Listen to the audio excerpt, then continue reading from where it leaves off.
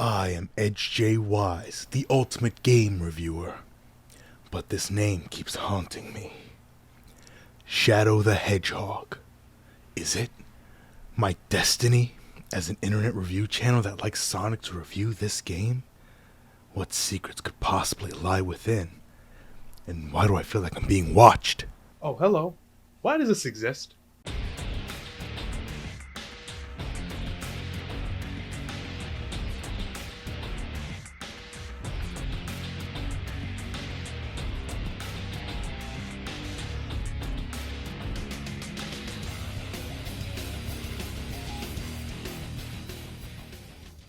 The early 2000s. What a time to not be conscious. Everything was so cool. Shoes, music, movies, air. And last but somewhere in that list, Sonic. But Sonic Heroes wasn't cool. It was lighthearted and goofy, and kids don't want that. So when the time came to develop a game about one of the most popular Sonic characters, they had to make sure he was cool, and by God did they succeed. Look, this is silly. Not just in looks, but in concept. But you can't tell me that this isn't so corny that it comes all the way back around to being straight up badass. Development was once again headed by Takashi Iizuka and Mr. Insider Trading. Iizuka wanted this game to appeal to a bit of an older audience than past Sonic games, which makes sense as the kids who grew up on these games were getting a little older. And this was the best idea they had? The scenario was thought up because they wanted to answer questions about Shadow, not just brought up in Heroes, but in Adventure 2 as well. The darker tone also gave them a bit more freedom to expand gameplay mechanics, including things like guns, knives, and vehicles, which would often be considered as too inappropriate. But now nothing's off limits. Yuji Naka said they chose Shadow as the main character for a darker game not only because of his popularity, but because he fits tonally with what he considered a gun action game. Whatever the fuck that means for this series. So, we have a darker tone, a darker protagonist, and darker gameplay. I chose a bad day to wear sunglasses, but this is the perfect recipe for a game with this in it. Well, to start, I think this game has really nice animations. Cutscene and gameplay look pretty good, even if what's in the cutscenes is... Well, let's get to the story. But maybe I'm being too harsh on this game before actually playing it. I mean, what kind of Sonic fan would I be if I shit all over a game I've never actually played? A majority. But hey, Shadow's my favorite character, so I'm sure that there'll at least be something redeemable in this game.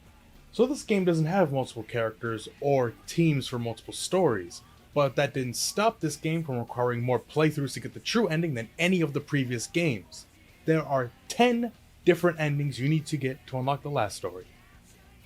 10 full playthroughs of Shadow the Hedgehog. So when you hit new game, you see Shadow standing in a random meadow trying to remember who he is. All he remembers is his name, though with this phrasing, I don't even know if he's aware that it's his. And then... aliens. Aliens called the Black Arms invade Earth, and their leader, Black Doom, comes to Shadow and says that he has a promise to fulfill and Shadow needs to bring him the Chaos Emeralds, and that is where the game starts.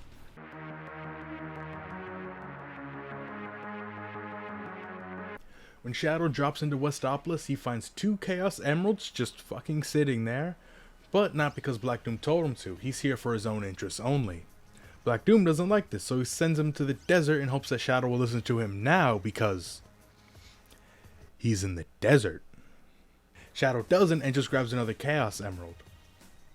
Shadow ends up in jail, once again ignoring everyone asking him to do shit because apparently Charmy can't find the fucking discs on his own, and the alien army isn't capable of killing a few people.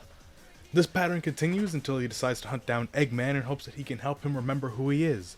During his search, he finds a bunch of Shadow androids just like in Heroes. When he asks Eggman if he too is an android, he responds with, probably, I don't fucking know. So he fights Eggman, takes the last Chaos Emerald, accepts that he's an android, and plans to lead the other androids and then kills Eggman. I think the hero ending of this route is supposed to be him just figuring things out and then moving on, and the dark ending is him leading an android rebellion to take over Eggman's empire. But these endings are identical, so I can't really be asked to care about the differences. So that's 2 playthroughs down. Granted, they were the exact same, but it took less than 2 hours, so I'm not that hung up on it. I guess it's time to pick another story. Lord knows this is going to be my life for the next 8 days. No more gods, no more graves. Are you friend or fiend? In this story, Shadow helps Black Doom once. This somehow sends him to a castle that Eggman owns where he steals another Chaos Emerald, while Amy acts shocked whenever you kill Eggman's robots. Why do you care about them? They work for Eggman. He's the bad guy. Also, how come in Glyphic Canyon the last jewel to activate the temple is being guarded by black arms? I have to kill them to reach it. But that would go against what Black Doom wants me to do. It just makes no sense. After this, Black Doom takes Shadow to a flashback of the assault on the space colony Ark to remind him about how bad humans are. Which makes it seem odd that he'd include the memory of Maria, who is proof of the opposite, but maybe he couldn't be picky when poking around Shadow's mind. Shadow bumbles around the colony trying to get out for 15 minutes. And the flashback just ends, I get. But seriously, this level is a fucking maze. I get that there's a lot of enemies and they want you to explore to kill them all, but finding the goal room just felt impossible. Fuck this stage. Then Shadow starts chasing down the President of the United States, and Black Doom tells him to shoot down the plane that the President is escaping in. Shadow doesn't do this, but is still invited to Black Doom's birthday party on the Black Comet. In the hero ending, Shadow finds a Chaos Emerald and fights the same stupid fucking boss for the third time in a row, and this ending is pretty much just identical to the neutral ending, just without Shadow thinking he's an android. In the dark ending, Shadow fights Sonic and this random guy who thinks Shadow killed everyone on the Ark.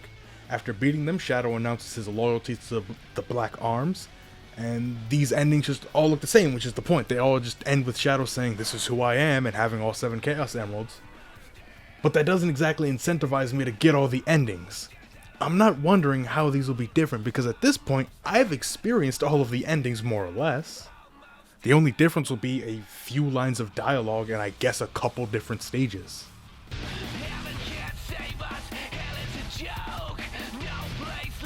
That's right, these endings also use Almost Dead in the credits. I wish I was actually dead. I go through Westopolis and Glyphic Canyon again because I don't have great memories of the digital circuit. I helped activate the temple again, then helped Eggman arm his castle's defenses.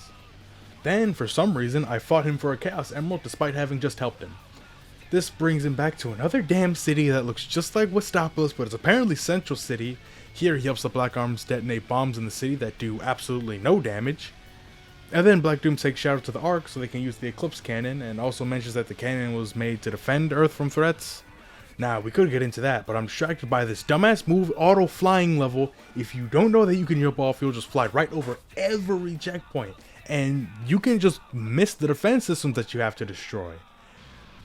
And your reward for destroying them is that you use the Eclipse Canyon to remove the White House. Who wrote this? Huh? Why is this a thing? Why does this game include a scene of the Oval Office being destroyed by a space laser? It is so absurd that it goes from stupid to genius. I could not write something funnier if I tried. This game is perfect. Anyways, the president gets away and Shadow hunts him down again in the dark ending. He destroys the Hideout's defenses and fights Sonic again. Pretty much the same ending as before, except that this time instead of just following Black Doom, he's eager to destroy the world. This is who I am. If you ignore Black Doom, you fight him instead, and Shadow decides to take over the universe himself. This is who I am. This playthrough is worse than normal dark because you have to do objectives for every mission once you're on the right path, and some are just tedious or annoying. Finding the bombs the first time took a while and just wasn't fun. Then when I went through again, I knew where they were, and it still wasn't that fun because the level just kind of blows. And the theme of all 4 of these routes has been Almost Dead, a song that's trying way too hard to be edgy. It makes this, and this all look tame. Oh god, I'm only halfway through this game and it already feels fucking draining. The first few playthroughs are fine. Like I said, even going back to get the other endings, those second playthroughs took less than an hour most of the time. But why do the last levels have 2 endings? It just artificially doubles the runtime. Anyway, 4 more endings left. I can get through this.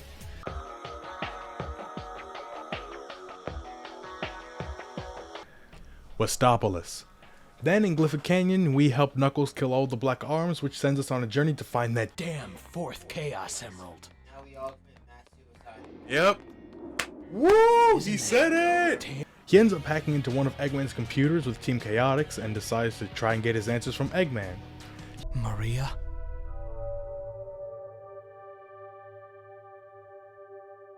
Died? Oh yeah, bring it on! He ends up finding himself on the Space Colony Ark once again, where the gun commander explains that while he was on the Ark, he saw Black Doom talking with Gerald Robotnik while Shadow was being created. The commander thinks Shadow was responsible for the raid on the Ark and almost shoots him, and Shadow accepts this, but insists on learning the whole truth before letting the commander have his vengeance. The Black Arms start attacking the Ark and causing it to break, so Shadow quickly grabs another Chaos Emerald on accident because he fell while trying to do the hero mission.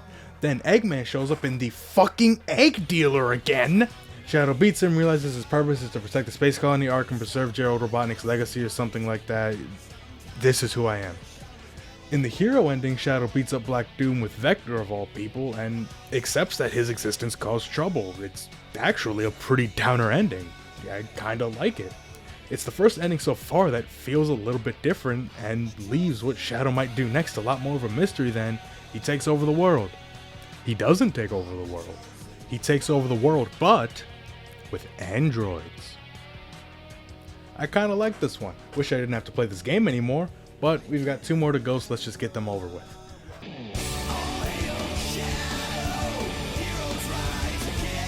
Shadow gets the Chaos Emeralds, remembers more about his past, figures out that the Black Comet and the Black Arms are linked to it, and stops Black Doom to protect the Earth and keep his promise to Maria. Unless you get the bad ending where Shadow turns on Sonic for absolutely no reason at all. Can you tell I'm getting sick of these stories? What happens in the actual levels really means nothing. You're just getting the Chaos Emeralds. The only parts that really matter are all just backloaded towards the end. And even those endings, a lot of them all just feel exactly the same. Anyway, that's 10 endings. Last story time. So after literally none of these endings, Shadow has all of the Chaos Emeralds and Black Doom steals them to use Chaos Control on the Black Comet to take it into the Earth's atmosphere. So what exactly does Chaos Control do? In Sonic Adventure 2, it teleported things, except in the multiplayer where it was a time stop. In Sonic Heroes, it was a time stop. Here, it was this flying ability, except during bosses where it's a time stop, and here it's a teleport. When everyone tries to stop Doom, there's a gas leak and everyone but Shadow is paralyzed. After chasing down Doom, Team Chaotix finds a message for Shadow from Gerald Robotnik. Gerald made a deal with Black Doom 50 years ago, last time the comet passed by the Earth. The deal was that Doom would help him create the ultimate life form by giving his blood, and Gerald would bring him the Chaos Emeralds. Gerald would come to regret this and build the Eclipse Cannon to destroy the comet next time it appears. And Shadow finally actually understands why he exists and also decides to stop letting the past cloud his mind. I'm fine with the idea of letting Maria and the past go, but I wish that it sort of gave Shadow a better reason to fight Black Doom. Sure, it's implied that Shadow goes from fighting for Maria to fighting for himself, and obviously he has to stop Black Doom because destroying the Earth is not good for anyone. But I just wish we had a bit more to go on about what fighting for himself means. Does he want to get stronger? Does he want to be a protector? Obviously the impact Maria and Gerald had won't completely go away, even with him letting go of the past. So does he still want to be a hero? I think, and this is going off of what very little I know about how they use Shadow past this, that he's just gonna do what he thinks is right like Sonic does. He has somewhat of a found family in Team Dark, and I'm sure that nothing they do with this character will ever disappoint me in the future. Alright then, Shadow goes super and uses all of his powers to stop Black Doom, and Chaos controls the comet back into space for the alley-oop with the Eclipse Cannon. I don't hate this story, but I have a huge problem with there being 10 endings you need to get to unlock the last story, especially when seemingly none of them matter. 5 endings would have been fine, especially with how similar they are. I mean, I like the true and normal hero ones because those ones feel like they actually have real development for Shadow, like by the end he's realized who he really was. But playing this game 10 times is just tedious. But on the topic of gameplay, I actually kind of like this game. I was having fun most of the time. Firstly, almost every track in this game is amazing, enough to make me forgive the game for making me listen to Almost Dead 4 times. But the stages, the bosses, and the credits all have really good themes that are a welcomed silver lining to the monotony of 10 playthroughs. Shadow moves slightly slower than the speed characters of Heroes, and the spin dash is back, but I don't really use it as I feel like you build up speed pretty fast just running or using the homing attack. Speaking of the homing attack, it sucks. It's just too inconsistent. I've gotten a few deaths just because Shadow wouldn't home in on the enemy that was right fucking there. Now, the elephant in the room, The guns. They're pretty good. I like using them. It gives the enemies having health bars an actual purpose, and they fit fairly seamlessly into gameplay. It never really felt like weapons were just there to be there. No, they each have their own uses and are clearly meant to be your main weapon as opposed to the homing attack. And the vehicles, why? I mean, don't get me wrong, they're extremely funny. Like, Shadow just got tired and hopped into some random car, but I just don't really see the point to them. You know, you run pretty fast. This isn't like a racing game where, okay, everyone's in a car to make it fair. No, you could probably run faster on foot, Shadow.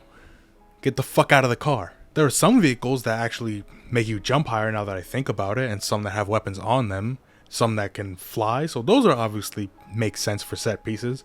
And lastly, I think the level design is pretty good. It has some cool moments. At no point was I reminded of Sonic Heroes, and even small things like trails of rings that you need to lightspeed dash through have improvements. If you accidentally grab a ring in that trail, it comes back as a ghost so you can still get across seamlessly. And that's such a small detail, but conceptually it goes a long way. Lastly, every stage has 2 or 3 objectives you could do that will determine which stage you go to next. Now the normal ones, and every level has one of these objectives, which is just get to the end and move on. But the hero and dark missions are things like kill enough of a certain enemy, or activate switches, or collect rings, or destroy certain defenses. Doing this for the objectives also fill each chaos meter. The hero one lets you use chaos control to fly through the level, which is great for normal missions, but you'll likely fly right over any objective that requires you to interact with the level. Also, this is weirdly enough required for the last mission in the last story. There are just some parts where you just need to use it, which is kind of weird. But I do like how it won't end unless you're over solid ground, so you don't have to worry about being ditched in a pit. And doing evil actions fills this one that lets you use Chaos Blast to decimate anything in the immediate area.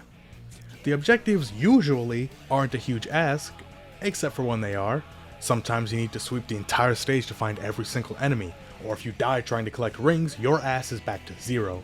And some of these levels are just annoying, and the whole time you have some asshat in your ear telling you what to do. Kill these guys, but stop killing these guys. Amy, they're Eggman's robots, and they are shooting at us. Get your goddamn head in the game and take this Glock. We've got work to do. Thankfully, there aren't many annoying stages that you're forced to play. Usually there's a way around it if you really hate that stage.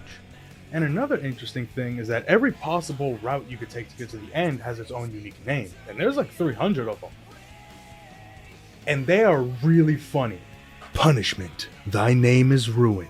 Purification via ruination. Apogee of darkness. Believe in yourself.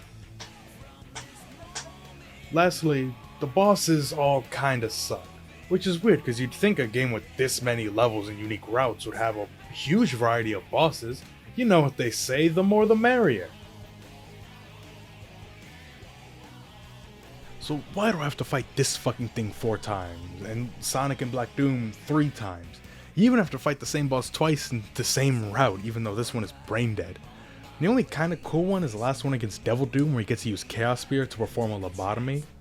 In the end, I enjoyed my time. I was having fun. I would play this game again. I might even try to unlock the extreme mode, which is some like story that takes place after everything, where Shadow is just trying to become stronger, I think. And also, I didn't mention it, I'm remembering it now. During the Devil Doom fight, if you are there for I think 10 minutes, Eggman will then reveal that you're actually the real Shadow and not an android. That could have been in a cutscene, that definitely would have been helpful. Yeah, I would try to unlock extreme mode, which is getting an A in every level, and getting an A is surprisingly easy. In Sonic Heroes, you could play a level perfectly and get a C rank. There are levels in this game where I died multiple times and walked out with an A. Was not expecting to like this game, especially not more than Heroes, but that is where we are.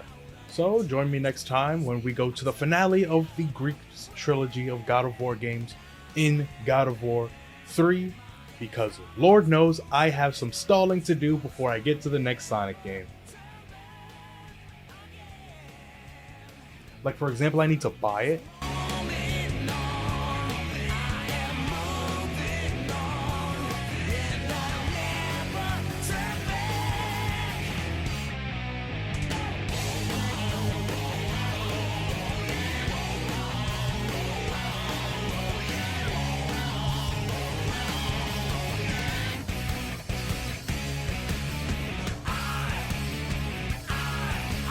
turn